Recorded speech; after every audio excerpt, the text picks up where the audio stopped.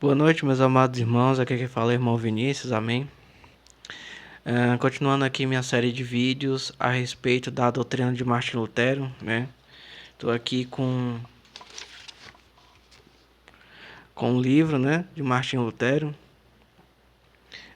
Clássicos da Reforma, Martin Lutero, uma coletânea de escritos, né?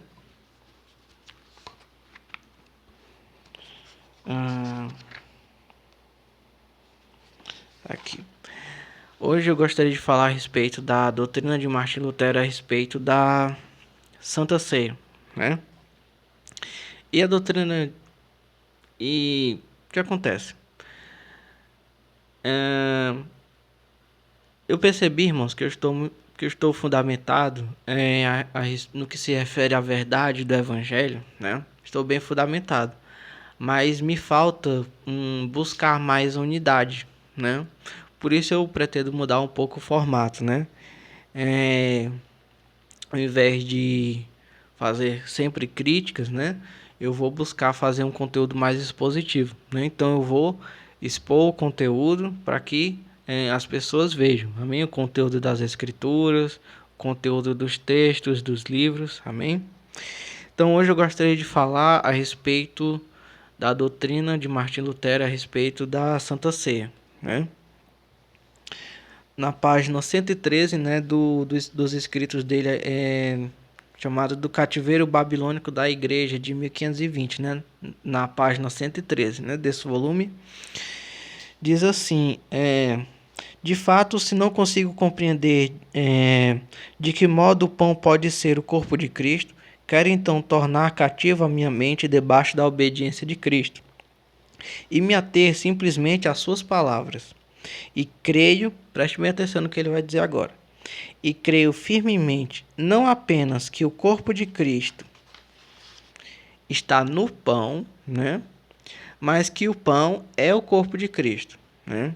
Pois a essa opinião me conduzem as palavras quando ele diz: ele tomou o pão, deu graças, partiu e disse: tomai e comei, este ou isto é o pão que havia tomado o partido, é o meu corpo.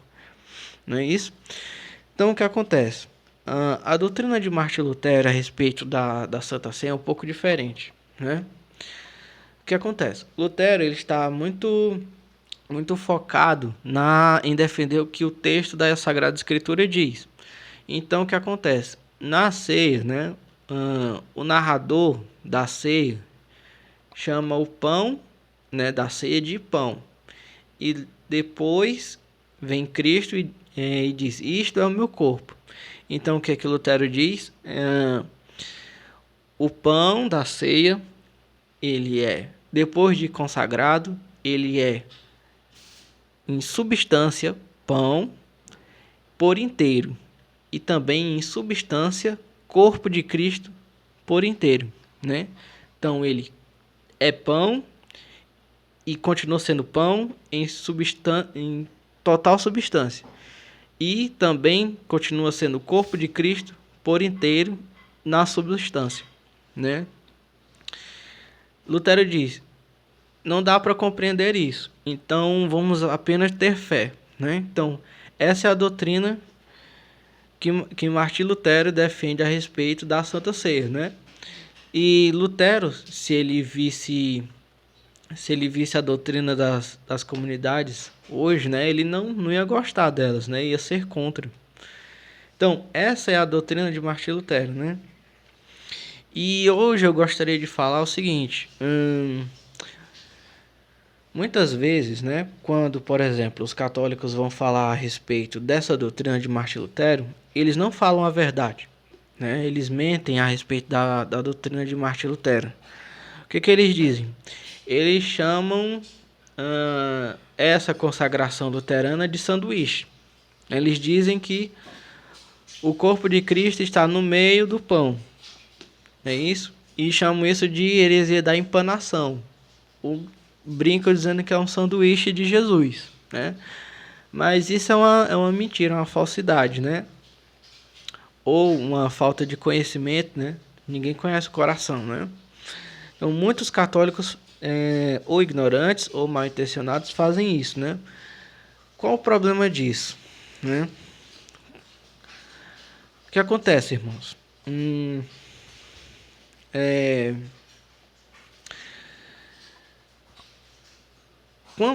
como eles fazem isso, eles não vão crescer, né?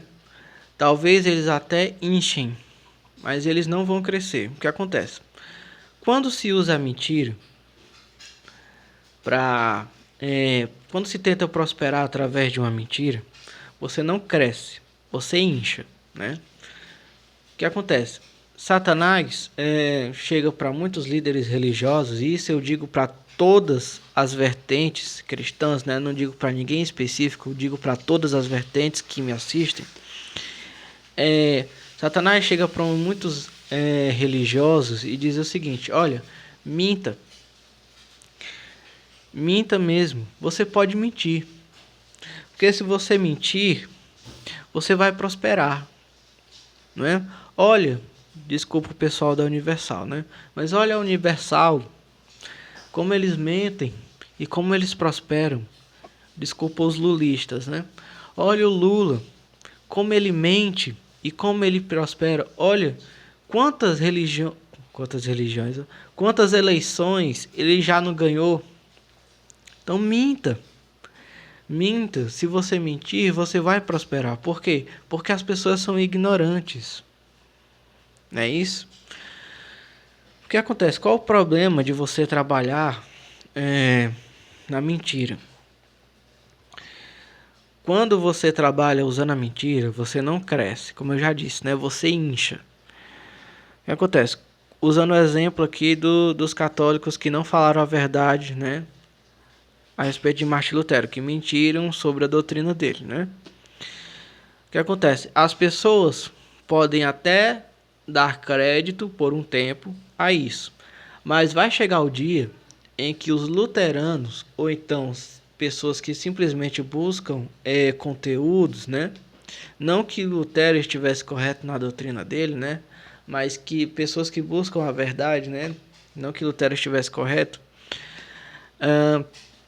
Vai chegar um tempo em que essas pessoas vão chegar ao conhecimento da verdade. Ou então os luteranos vão defender Martim Lutero.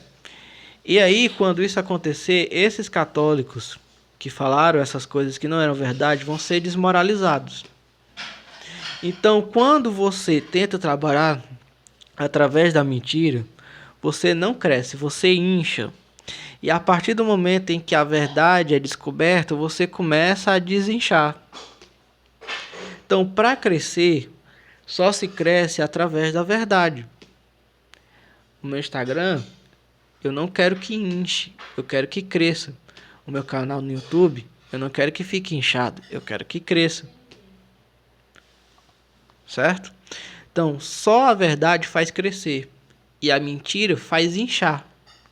Então, os católicos que disseram isso, eles não vão crescer, eles podem até inchar, mas vai chegar um tempo em que as pessoas vão buscar conhecer o que de fato Lutero disse e eles vão passar a desinchar. Então, só se pode trabalhar através da verdade. Senão, você não vai crescer. Você vai inchar, certo? Então, era isso que eu tinha para dizer hoje, né? Essa é a doutrina de Lutero, que eu nunca ouvi falar de nenhuma congregação protestante que siga isso. Só os luteranos mesmo, né? Que dizem que o pão tem a essência de pão, ao mesmo tempo em que é a essência de Cristo em todo o pão. Isso o próprio Lutero diz, não sei explicar, não sei como é que isso acontece, né? E é isso, irmãos. Essa é a doutrina de Martim Lutero. Julgue você, né? Porque eu estou aqui sem abrir mão da verdade, para não inchar e sim crescer, né? Mas buscando cada vez mais o amor e a unidade. Amém?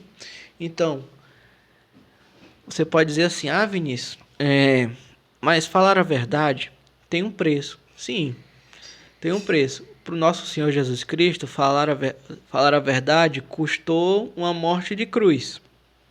Mas quem é Cristo hoje? Cristo é reconhecido por meio mundo como Deus. E quem são os fariseus da época que mentiram contra ele hoje? São profundamente desprezados por meio mundo, né?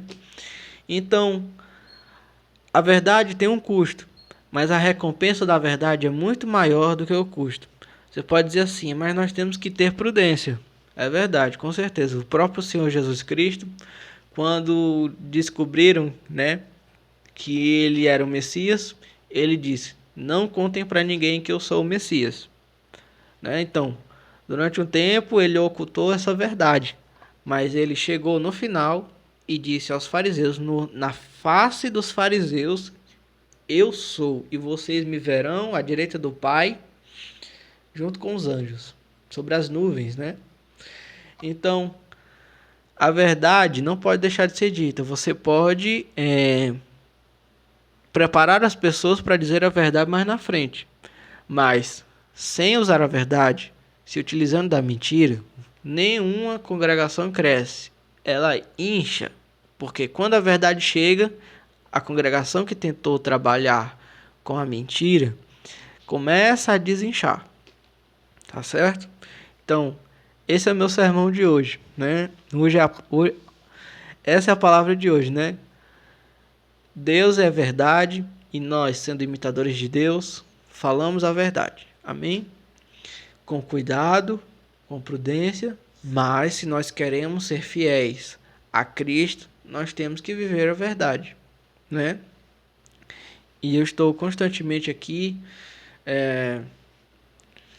buscando, né, me ater cada vez mais ao Evangelho. Dessa vez vou buscar mais a unidade com os irmãos, amém? Me atendo mais à unidade, à exposição dos textos do Evangelho do que à crítica, tá certo?